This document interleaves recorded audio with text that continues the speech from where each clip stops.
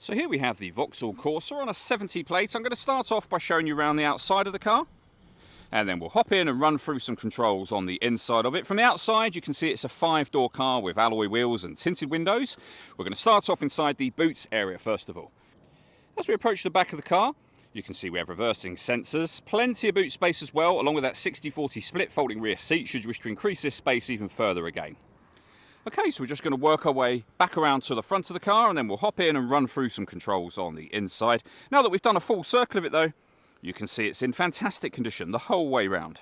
Just briefly before we climb in, I think it's well worth seeing the interior from this exterior point of view. There's plenty to run through on the dashboard, so let's hop in and we'll do that right now. Okay, now that we're inside the car, we're going to start with the dials. In the bottom left-hand corner, we have the rev counter, the total miles for the car, which is 27,732. On the bottom right-hand corner, we have the coolant temperature gauge and the fuel gauge. And in the centre, the main trip computer, and at the top, you can see the digital readout for the speedometer. To the right-hand side of that, it will show you what gear this car is in. It's an automatic, so of course, we're in park at the moment. If we back out to the steering wheel next, we have our cruise control over on the left-hand side just here. Over on the right-hand side, we have stereo and phone controls. You can only use the phone controls after you pair the phone up to the car, which is done over on the central display just here. As you can also see, we have satellite navigation. We do have some physical buttons down here, but it is also touchscreen, as you can see. So pairing your phone, you'd hit the phone button, follow the instructions on screen. Nav is the screen we're on at the moment. Audio, and then up here, you can change your radio, FM, AM, and DAB radio. Main volume for the stereo, of course, is just here, as you can see. You can also listen to your own music, of course. You can do that by plugging in a USB device. You can stream your music wirelessly via Bluetooth audio, and depending on the phone you've got, we have Apple CarPlay and Android Auto available. On top of all of that, we have a full color parking camera there, as you can see.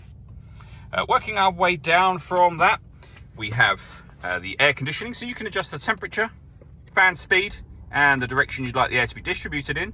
The air conditioning is on at the minute, so that's off. Back on again. You can recirculate the air in the car if you wish to. That's a great way of heating it up or cooling it down quickly depending on the temperature you've set over here. We have a heated passenger seat with 3 heat settings, and the same as you can see here for the driver's side. Our USB input, 12-volt charging socket and some storage. And then these buttons here, so you can turn off the traction control, you can turn off the interior alarm for the car, you can turn off the lane departure warning system and the stop and start. This car is designed to cut out when it's stationary in traffic to save you fuel. That system is off when that light shows.